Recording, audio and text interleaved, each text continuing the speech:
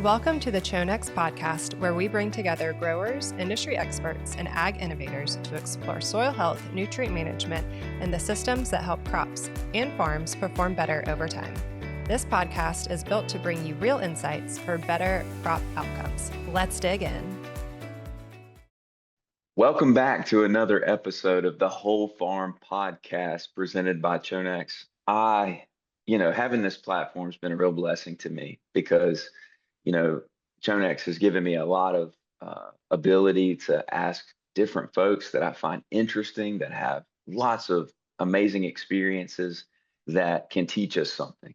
And I am so thankful that this next guest agreed to come and just have a real, download session on what she's seeing out there. She's in the field. She does so many different things. And I'm so excited to welcome Christie Apple to the show today. So Christie, I'm going to let you just discuss a little bit about who you are and what you do, and then we'll get into some awesome questions. Okay. Thank you so much for having me, Michael. I'm honored to be a part of this discussion today, and I always treasure an opportunity to reconnect with you, in whatever ways possible. I'm an agronomist. I'm located in central Michigan. I work primarily in the Great Lakes region of North America and US. I've had, I think this is my 18th season, I want to say. I believe this is my 18th planting season that we just came through.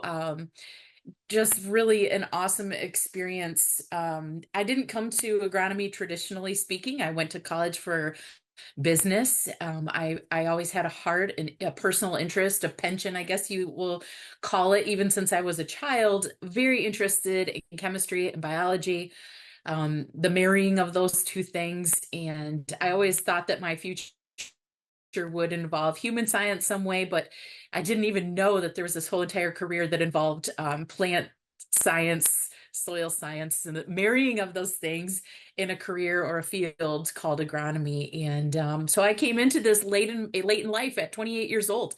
I was taking classes and courses with young folks that were just out of high school and taking exams and things like that with people that I just felt like I had no business being in the same room with. What I realized was this was actually my calling all along.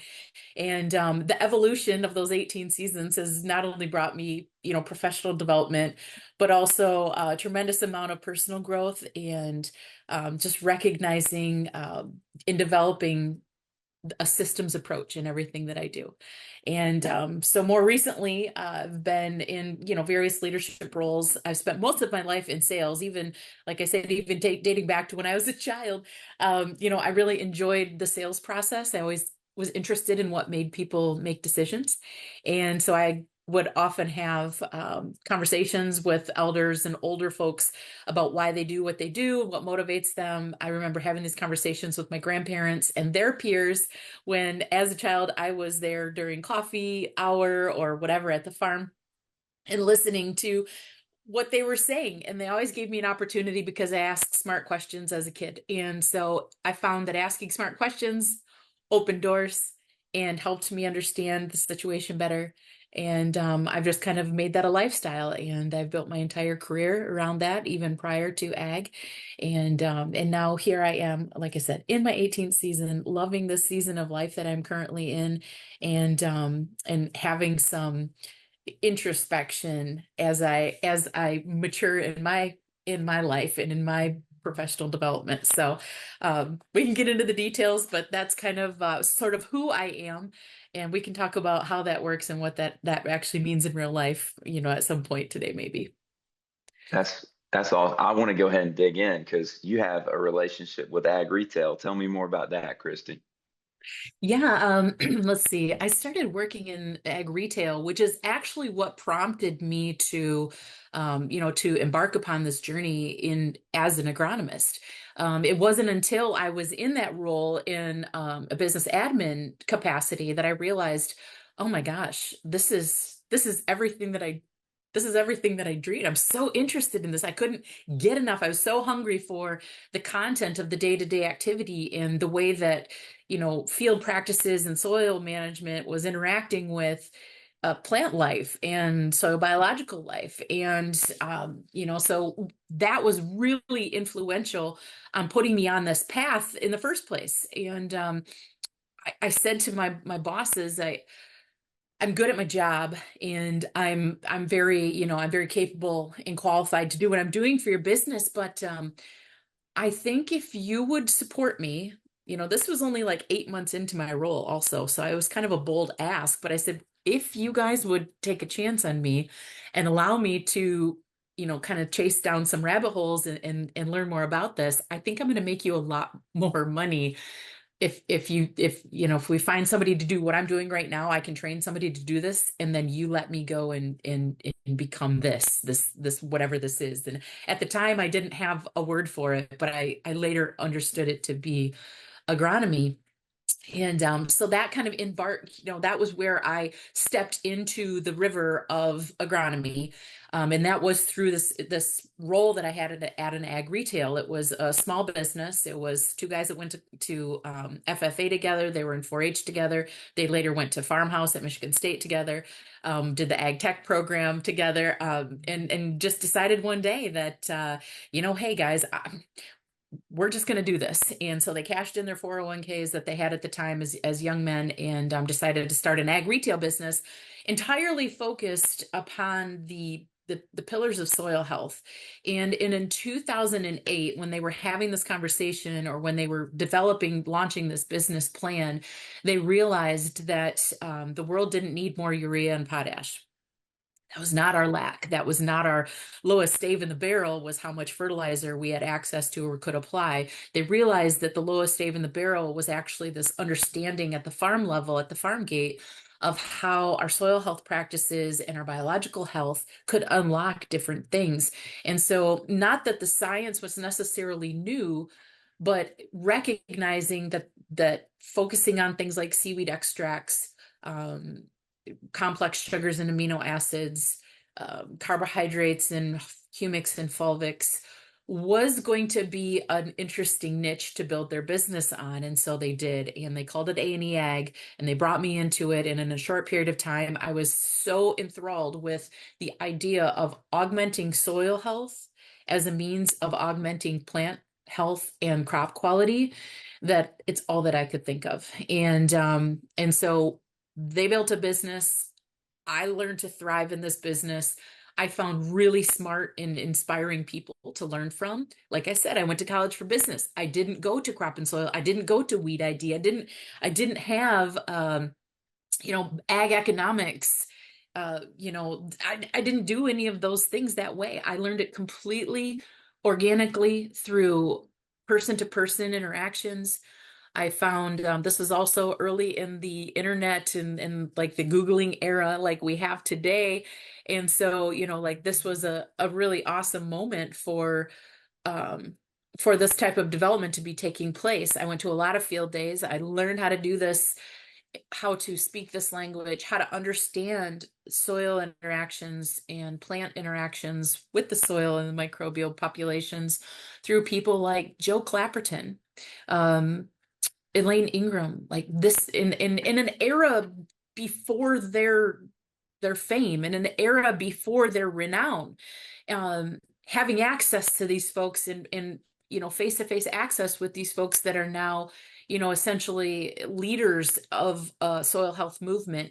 I bumped into a scientist at an airport. We ended up being on the flight together.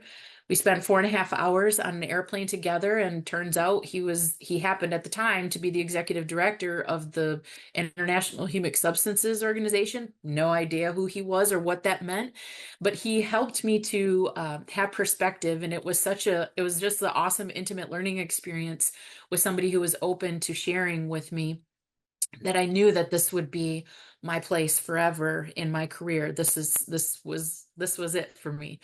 And so anyway, so fast forward to, how this translates into my ag retail experience. I became a very effective salesperson in a role that never existed before. I was a soil health specialist selling products, helping farmers translate complex topics of, soil physics and biological interactions into plant responses. And so the farmers were primarily concerned with yield objectives. And when we started breaking things down on how we achieve yield, as precision planters became more popular, as more precise placement, as the Fertilizer Institute launching the 4R concept, all of this stuff was kind of co-evolving. And so it was such a great moment to be evolving myself in this way as well. I didn't feel quite as alone, because you could see the industry trying to adapt and respond, recognizing the same way we've been doing things is not sustainable.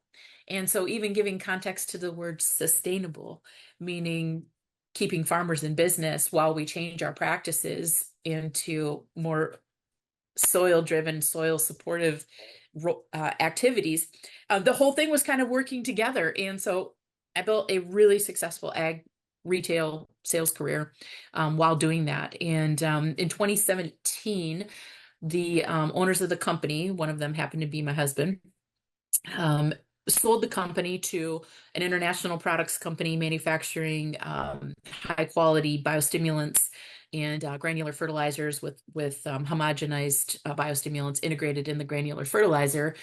And a whole new level kind of opened up for me. My role transitioned away from all direct to farm interactions over into people development and helping sales reps to understand how to do this. Because selling something is just a series of activities and follow through, but having conversations around soil health and sustainability requires some different skill sets and things. So I spent a lot of time since 2017 investing in people and helping to develop people's confidence and understanding of how products help translate into soil health practices and how that fits together. And in my role today, as it exists, I'm still working for that company. But what I'm primarily doing at this moment is helping other retailers that are using the products that I'm selling to translate to their teams and to their farmer clients how to use these types of products. How does that translate into nutrient use efficiency? How does this translate into soil health best practices? And in my free time, I have launched a few other businesses. So my Crop Scout Christie consulting business, focusing heavily on how do we take a soil health baseline and translate that into a program, a plan over the next 5 to 10 years to take this farm or their activities at this farm and wrap it up into something that would be, the less carbon intensive, more translating to nutrient use efficiency. I work a lot in the specialty crop market in this space, in this particular focus on nutrient density and increasing the amount of nutrients that are in the fruit that we're harvesting so that it can be utilized differently, more effectively in whatever the next step is, if that's feeding it to our children or it's transferring or translating that, augmenting that into a product like wine grapes into wine or hops into beer or, some other, specialty crop use there. So it's kind of been an interesting evolution for me personally, but this is what I do every day. And it's a way of life for me. It is the way that I live my life. Recognizing that every pass that we make over a field, regardless of what the crop is has a very binary function. It's either helping or hurting the soil. And so if you break it down into the most simplistic layer possible, translating that into even the way that I interact with my adult children and the way that I interact with my coworkers, recognizing that every single pass I make, even with you, Michael, is either helping or hurting you or helping or hurting our relationship. And so it's given me a fundamental compass, true north, to be able to recognize the impacts of our words and of our actions, translating that into not just human interactions, but soil interactions, and helping farmers and ag retailers and agronomists like myself who have a heart and desire and hunger to be better. We just don't know exactly how to get there. That's the fundamental motivator for me is always to leave the soil or leave that relationship or leave that better than when I first encountered it. So that's who I am fundamentally. That's how I got to be where I'm at. And yeah, and that's really where the ag retail experience comes into play. You know, I put together a really successful career in ag retail, and I have a heart to help people that are doing that role now. And I have the privilege of being able to do that, not only working for the products company I work for, but also in my private consulting side of things as well. Wow. That, it really kind of rolls all of it together, all the ingredients. And, I had 2008, such a different time for biostimulants, for biologicals. Now there's, a really viable alternative retail kind of space that pops up that looks differently in different geographies. Obviously, brick and mortar ag retail is not going anywhere. It is also evolving though, and there's a lot of things that even more what I would call traditional ag retail is co-opting from some folks, even kind of like A&E 2008, discussing things like enzymes, discussing things like humics and fulvics and sugars and complex carbohydrates. A lot of these things now are widely available.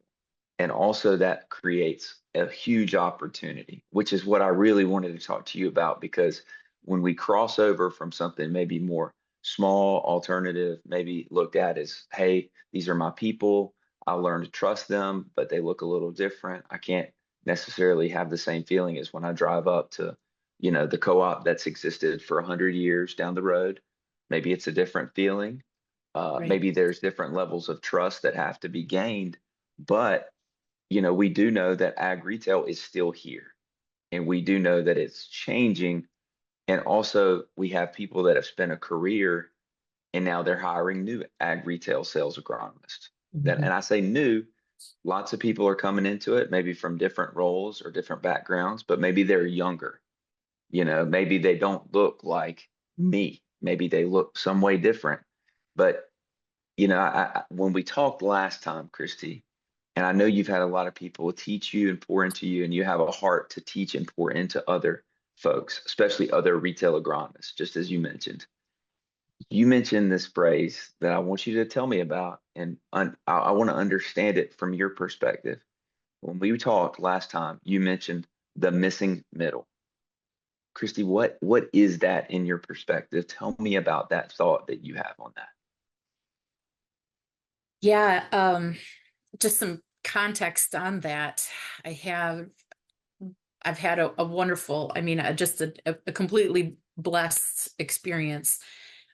More recently, the last couple of years, I was appointed to a soil health task force, the first of its kind group of industry professionals, appointed by our Michigan Department of Agriculture Director, Tim Boring, essentially tasking us with answering a really important question. And that is, how do we get farmers to adapt soil health practices forever? Not necessarily just the grant cycle adopters, right? So when a grant wears out or loses its funding, then the practice goes away and the farmer quits doing the practice. Why? The answer is because we have a gap in knowledge, experience, and also a gap from the governmental bodies and regulatory side of things that have been really working hard. The last 10 to 15 years, there's just been, there's even new entities within our federal and our state governments that didn't even exist before, right?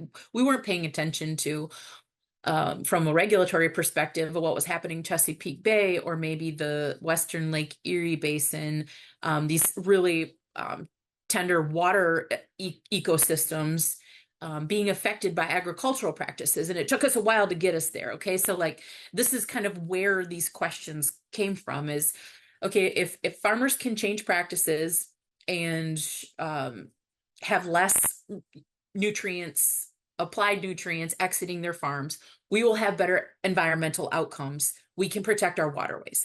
this feels like something that we now know in fact. I mean, every day we can see smaller and smaller, literally, and we can compute farther and farther and faster now than ever before. Even in just the last 3 years, we've taken just these astronomical steps. I mean, just crazy amount of ability to mathematically and take what was once theoretical math and science and convert that into actual data that can be aggregated and analyzed like meta-analysis style.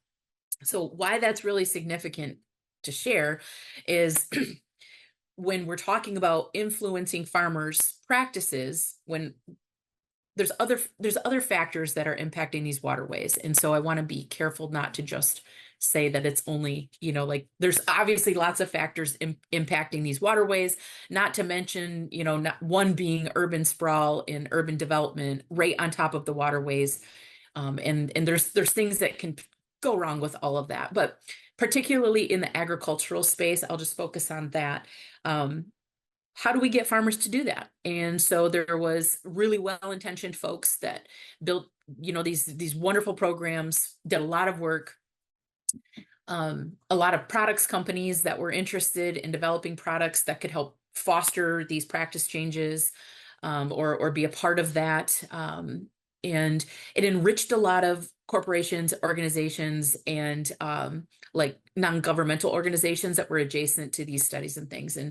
But at the end of the day, the farmer who's responsible for the practices and who were really bearing the weight of the fate of these waterways was not really getting the support that they needed. They were getting one-pagers from the USDA. They were getting, the EPA might have been giving them some type of something. They might have been able to access a grant to support a practice change. But once that grant ran out, it's gone. The practice is gone. We're back to what we know. And over time, what we're realizing is, we just keep spending more taxpayer resources to figure out how to change farmers' minds to adapt practices that don't do this, that help us to get to better outcomes, environmental outcomes. What we're not putting energy and attention into is university programs that are influencing young agronomists and young farmers. And we're also not, because university change is very slow. We need lots and lots of data in order for a university to say, this is how we should be doing it. And sometimes that takes a generation to accumulate that.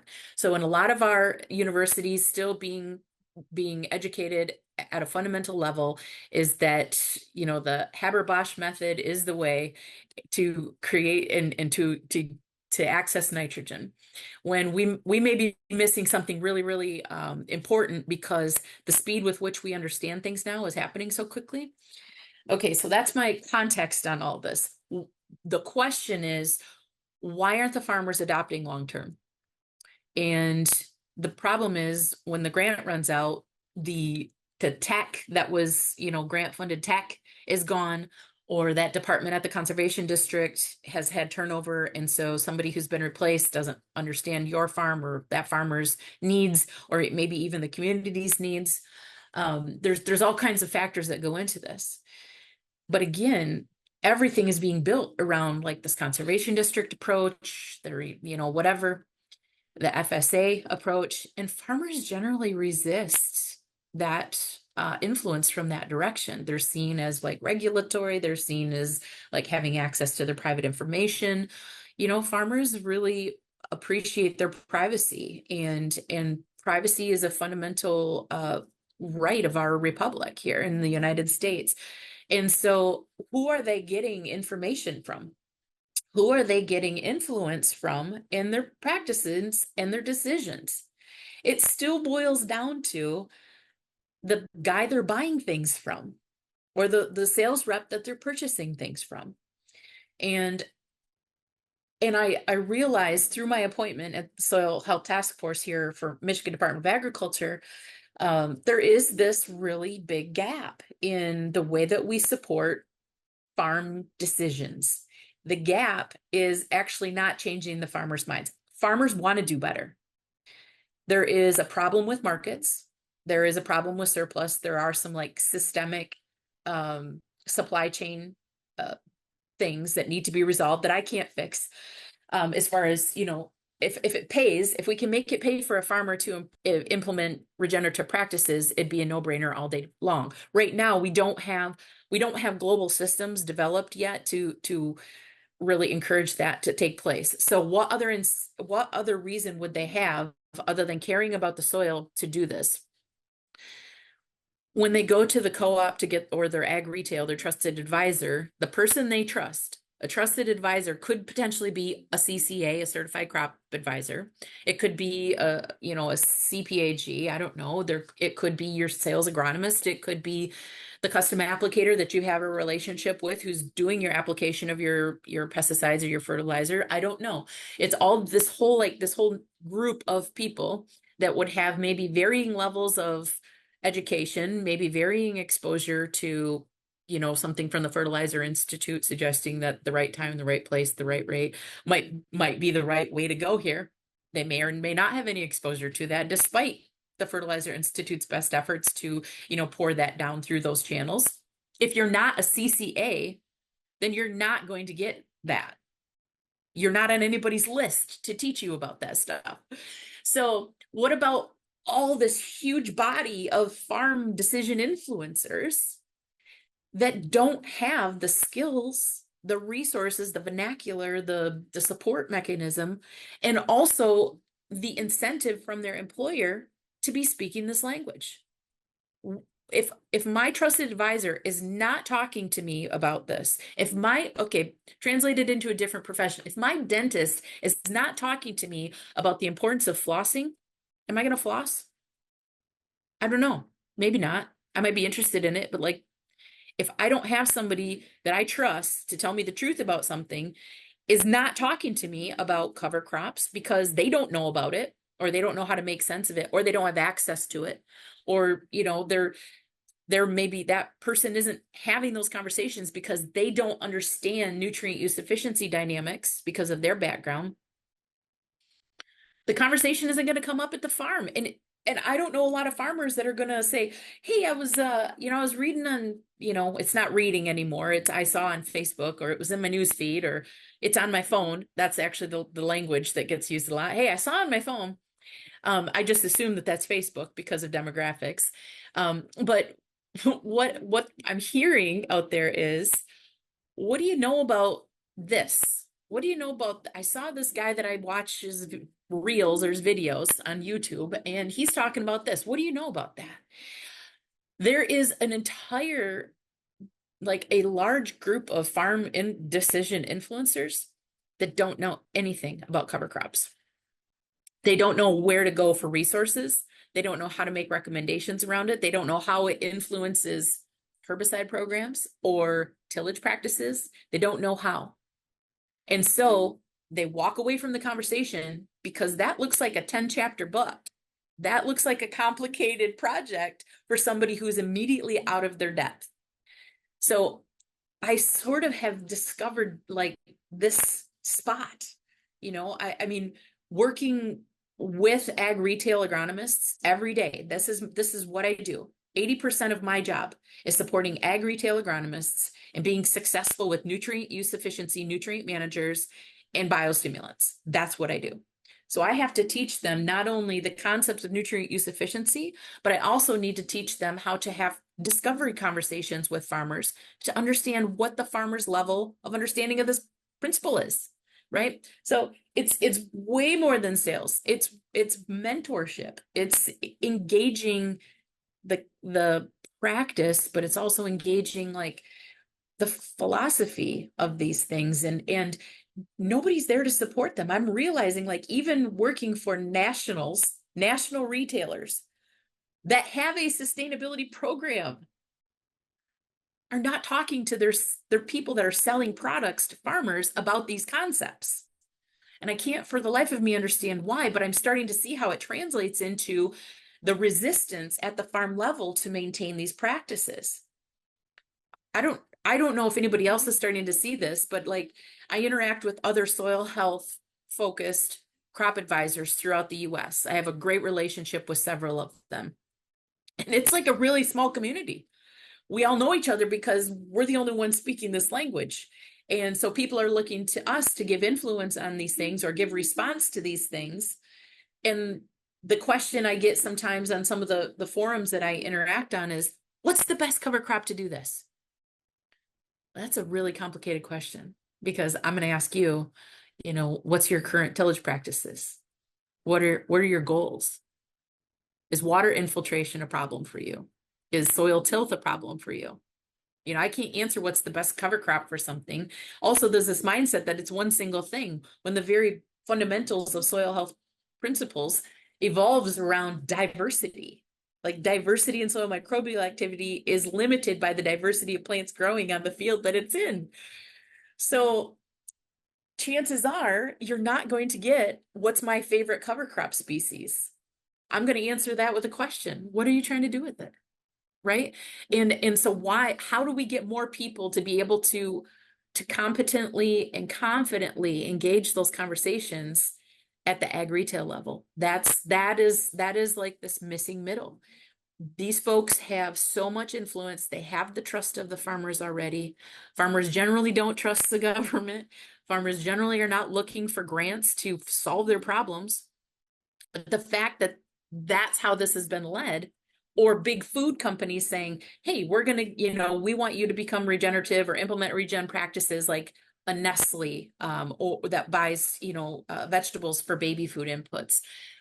They own like the Gerber brand and some of the others that you might, they own like the Lean Cuisine brand and the Hungry Man and, stuff you'd see in your freezer section. Well, they want to put regenerative or organic labels on their food so that it becomes more attractive to encourage people to buy it at the grocery store.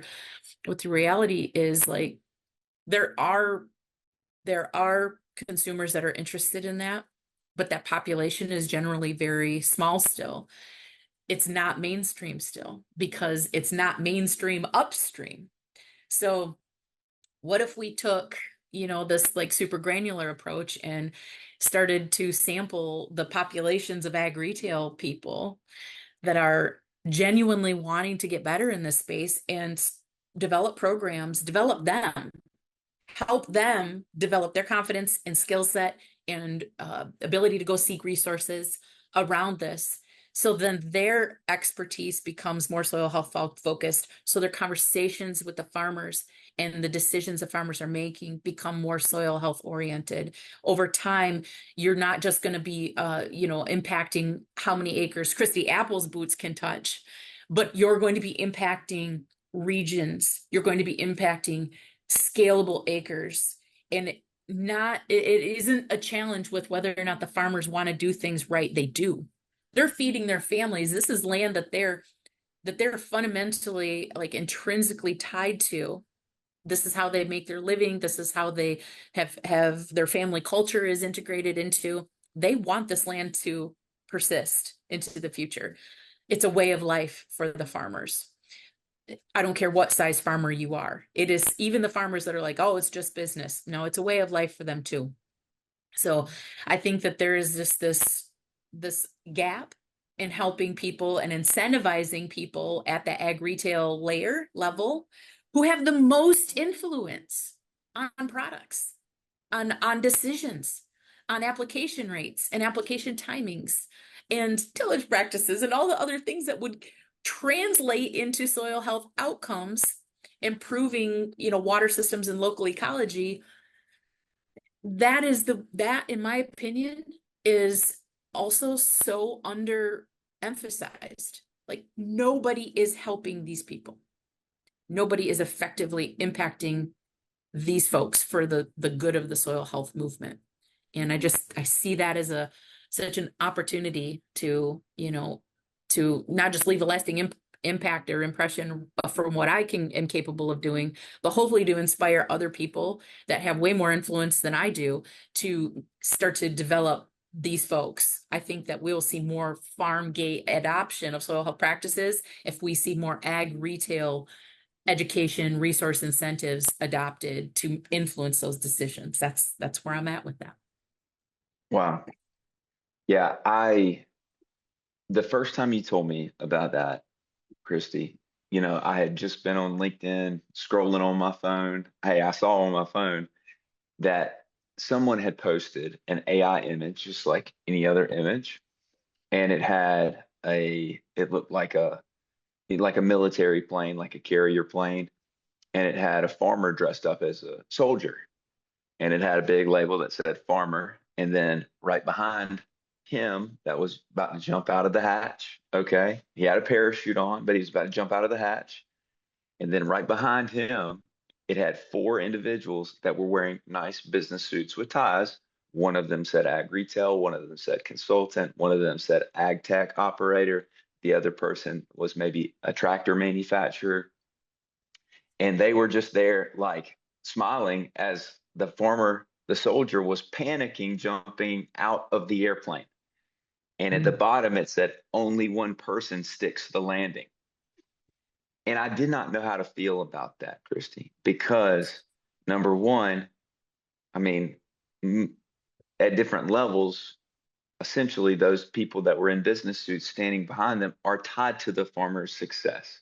So Yes. obviously, if they're tied to the success, that's me saying, hey, listen, like we actually have like ankle chains on, like we're in the potato sack together, like we're sharing a leg hopping in this potato race together. Okay. So like we Right. got the sack on, and so, or maybe our legs are tied together and on this tandem bungee cord.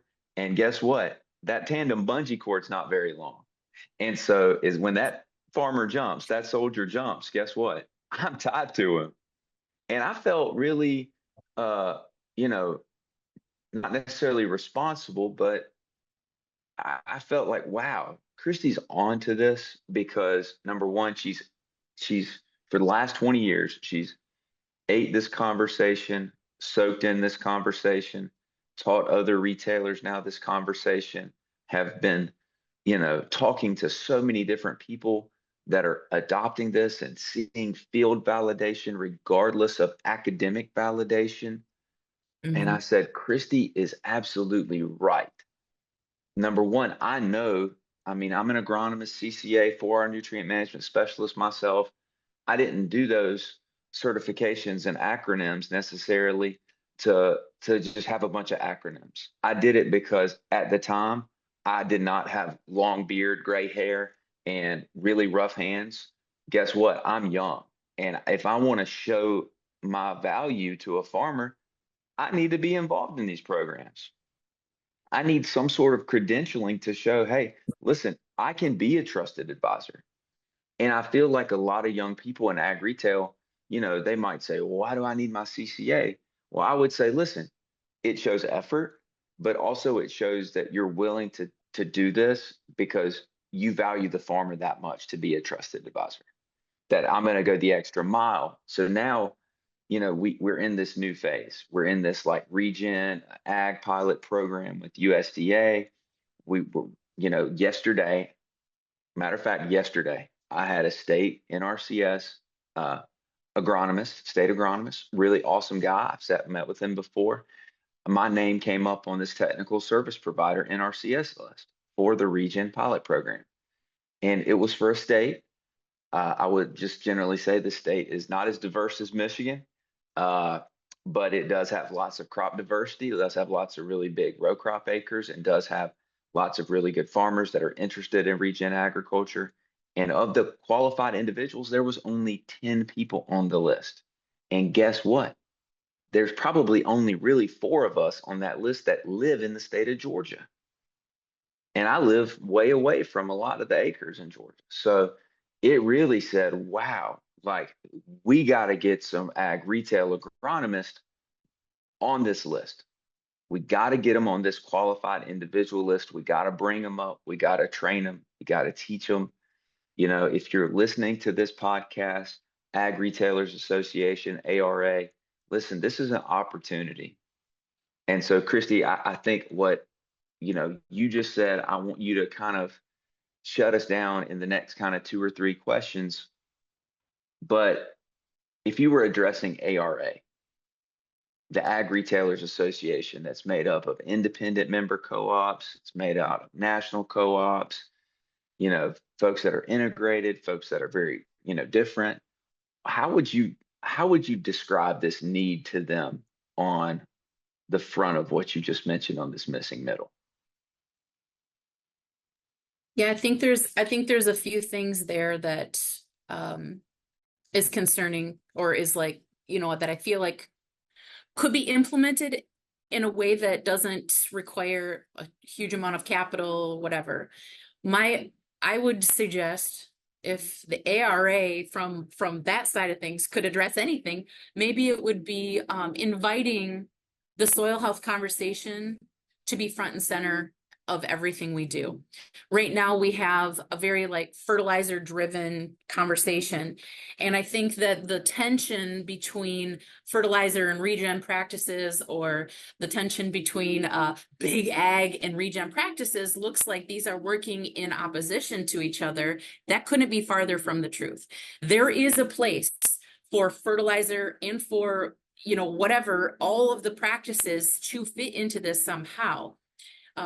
But there is such huge stigmas around these things.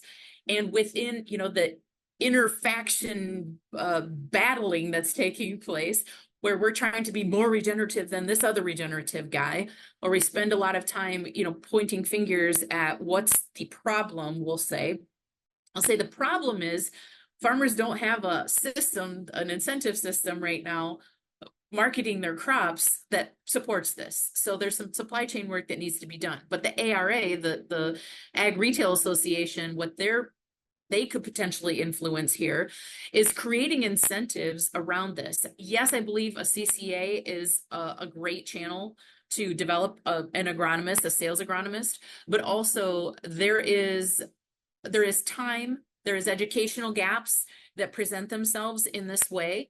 When an agronomist is going to the field to have a conversation and they get immediately out of their depth when they start talking about cover crops is still very fringe. Cover crops is still representing a very, very small amount of time in a conversation at any farm. And there are ways for us to integrate cover crops to manage for our pesticide resistance weeds. I think that part of the conversation is really interesting. We're looking at these conversations, these soil health conversations can also be adjacent to resistant weed management, waterway protection, right? There's places in all over the US that have already implemented like grassways to manage erosion because of their topography. They have erodible soils, they have a lot of topography change, they're planting grassways to manage some of that so that we don't lose our soil through these contours. Those are soil health conversations, but we've characterized them as something else. And so like I would challenge the ARAs and challenge even the ag retailers themselves as independent companies that they are. ARA might be a governing body, but they're only going to be able to do so much from this, like that perspective. It's actually the granular level. It is actually the location managers that influence how much conversation is taking place with the farms that are buying stuff from them. And so like, I think that there is maybe some way for us to start having these conversations and stop asking like, how can we get farmers to buy into this? And we start asking the question of, how can we get ag retailers to buy into this? How can we get ag retailers to start stabilizing their nitrogen? There's recent estimates. I did an analysis for a Crop Life that I did some contribution on. What I found was somewhere in the neighborhood of only like 30% of the urea in the US is leaving an ag retail stabilized, preventing losses from environmental factors, at least even for a short period of time. That is astonishing to me. It's not the products competing, the stabilizers competing against each other. It's the untreated acre that is the problem. It's not if this product works 1% better than the other. It's the fact that the conversations are not taking place at the farm level because the people responsible for starting those conversations aren't educated enough about nutrient use efficiency or about the nitrogen cycle to feel confident and comfortable saying, with the practices, the way that you're applying your nitrogen, maybe we could take a more soil health focused approach and maybe split your application and treat your urea or your UAN. Like, those are the conversations that are not happening. I would expect a CCA to be able to do that, but most CCAs do not exist within ag retail anymore.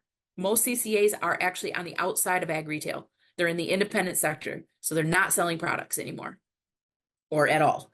And so what that means is even the CCA channel is still not impacting as much as ag retail. So in my opinion, it isn't really, I need to become a CCA, although I do encourage that. I strongly encourage that, because it does give you exposure to resources that you wouldn't otherwise have, to just continue that professional development, to become a better agronomist every single day. I personally have the drive to do it, Michael. I know you do too.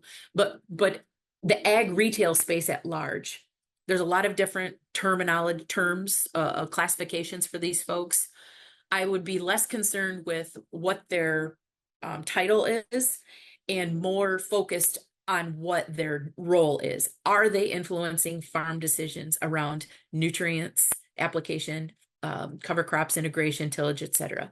If the answer is yes to any of those things, then I feel like that is where resources could potentially be placed to help them become a soil health focused retail agronomist, sales agronomist, whatever that term is. I know there's a lot of, again, it goes back to this tension between, well, if you're selling products, then you're not an agronomist. I think that's part of our problem, is we're so worried about what distinguishes us one from the other because of our credentials or because the letters after our last name. I think that's actually given way to resistance at the ag retail level. I'm not going to get my CCA, or I can't pass the test, so whatever. But that doesn't mean you can't be an incredibly gifted and incredibly well-spoken and incredibly effective farm decision influencer. That's the term, is the farm decision influencer. If you can become that without a CCA, it requires drive and it requires support. And the drive comes from within. So if you don't want to do that, then they're not going to do that. But if there's an incentive structure put in place with some of the ag retailers, like this is where ARA might be able to have, some influence there.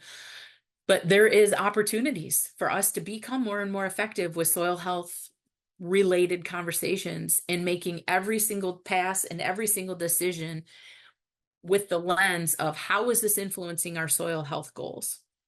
Does this improve water infiltration? Yes or no? Does this practice improve soil tilth? Yes or no? Do I have soil that's even alive? Do I know how to find out if my soil is alive? We haven't even discussed like the technical soil work that could potentially be in the hands of ag retail.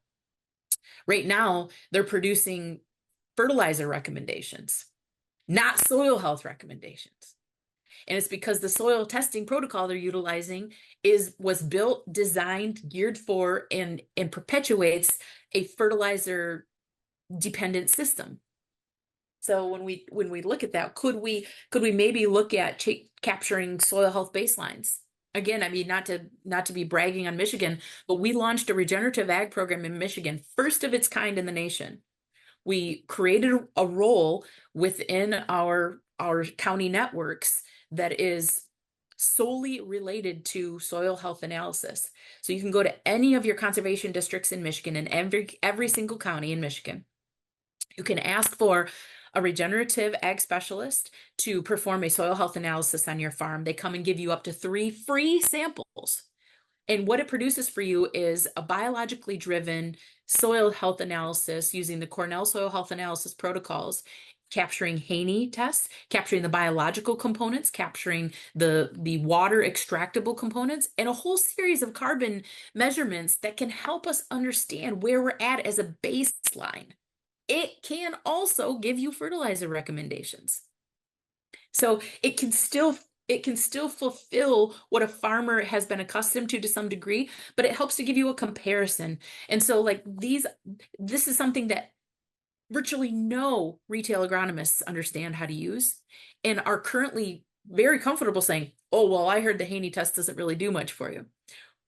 But if you talk to somebody who understands what the Haney test can capture and what the decisions you can influence with that, it's a totally different conversation. I now understand what cover crop profile might be more effective here. I now can understand that I have a carbon problem. I don't have a nitrogen volume or a potash volume problem. I have a carbon deficiency here. So it changes the conversation, and there might be products that can fulfill those needs, but the ag retail layer is not willing to entertain that yet because maybe it feels too big of a lift. But I feel like that is where the resistance is taking place. The retail agronomists don't know how to use these tools. They've never been trained. They don't have an incentive to. They also have nobody in their leadership saying, hey, I mean, we could pivot and create a product line that meets this need. You know, and it's very different than the organic movement, right? Because it doesn't have to be OMRI listed in order to be supportive of soil health practices. Also, I don't care if somebody gives me the title, I'm regenerative as a farmer. I want to know, is my soil health going to last in future generations? And can I extract more value out of this without damaging it? Or where are my weaknesses here? Again, it's a soil health conversation. It's not a label. It is not a achieve a regenerative certification or achieve a, you know, like the way organic certification kind of went through this bubble, right? And now we have enough organic producers that there's no longer a financial premium for organic vegetables or in a lot of these places to really even maintain the business model. So regenerative has more to do with, you know, the soil health principles and the soil health practices, helping your crops be more climate resilient. Whether or not you subscribe to the religion of climate change, you can recognize something has changed. And how do we become more resilient in our systems? We improve water infiltration. We improve our soil biological diversity. We do these other things that will help us to not have to have a Band-Aid or a fix to overcome that problem. But that is a soil health conversation, not a regenerative conversation, a soil health, soil resiliency, crop resiliency conversation. And I think we're going to see more development from markets and supply chains in crop insurances and things like that taking place down the road. I think eventually some of the stuff is going to have to get addressed from that way, or it's never going to go anywhere. But at this point, our retail layer needs support. And I mean, if I'm the only one that's willing to have those conversations, I will keep doing it. It's become my mission in life, and I'm blessed and honored to have like recognized this. And I'm just going to keep talking about it until people tell me to go away because it's no longer relevant. And I pray that that day actually comes, you know, that there's so many of us talking about this that they don't need me to do it anymore. But for now, this is where we make change. This is how we influence farm decisions, and supporting our ag retail people that are influencing those decisions is the way to go. Man, I mean, absolutely, Christie, that was so strong. I mean, I could give so many other hard examples. You know, I'm going to say just a few things and then just let you take us home in a summation statement, however you want to put it, and give us your best 60 seconds. But I want to just say, first of all, if anybody has any doubt on the tethering of farmers to agronomists, and especially retail agronomists, I want you to go down to Florida. I want you to go see specialty crops, and I challenge you to go ride in specialty crop fields and not see a retail agronomist. I challenge you, because what I have found working in Florida, and I'm certain of this with PCAs in California, is that these agronomists, if something happened to that farmer, they could make one call to their retail agronomist and say, go farm this for me. Go run my farm for a week. Go do this. Matter of fact, some of them go on vacation and do that. Right. So all I can say is, do you think that there's a tethering? Absolutely. Secondly, I want to give a shout out because someone mentioned to me, and I'm leaving people out by just doing this, but I really want people to know that there are big retailers that are concerned and that do see an opportunity to help steward this conversation. And I'll give a shout out to Growmark. Growmark, somebody put on my list the other day. I had no idea they were selling cover crop seed. I had no idea that they were promoting this to some of their retail agronomists. And I thought that was such an interesting thing because I'm from the South. people that sell cover crop seed are super niche and have 3 people and a blending bagging operation. And, it's almost like it's a one-man show. And to hear that there are folks that are wanting to promote that and support that, it really got me excited. We're going to have a cover crop person on very, very soon to the podcast. And what Christie said on soil health analysis is so, so important.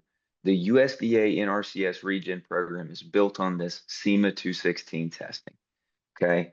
It is not like a world breaker, but what comes with that is so powerful. Some of these other types of testing metrics, if you have not listened to our episode with Waypoint, please go listen to Lizzie and Oscar from Waypoint. Please help yourself understand the differences of what these extractions that have been doing for 40 years versus something like what Christie said, the Haney test. And then also what comes next after that. How do you know if your biology is good? How do you even assess that on a bigger front? So go listen to the Waypoint episode. Lastly, this is for Christie. Christie, we got to land this plane. It makes me very sad because you have been an absolute treasure trove around this topic. I feel, like this is kind of a mantle that lots of folks that might have a platform like this will hopefully share. Hopefully you get to share this message again. But what would be your parting statement to retail agronomists right now that say, Christie, I am drowning. I'm drowning. What do you say to them and what do you inspire them with? Quick take and then we'll shut her down.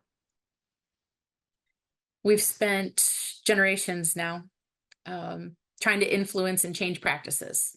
We're in a constant state of evolution in the ag industry, other industries as well, but specifically here. And we've spent so much energy, trying to change practices at the farm level. If you're an agronomist or you identify with anything that I've shared here today and you want more encouragement, I'm going to tell you, you're going to have to self-advocate right now because there is a gap. I've showed you this gap. That's the gap that I've discovered. And it's a big gap. There's lots of things that need to happen to fill, but don't discredit your yearning to do better and be better because it won't pay.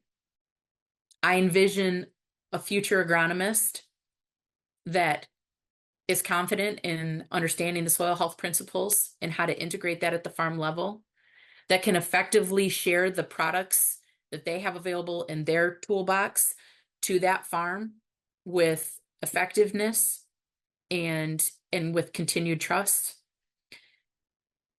And if we strengthen the people, those people, you, at the center of these conversations, we won't just change the individual farm. We're going to change the system. And I believe that that's possible.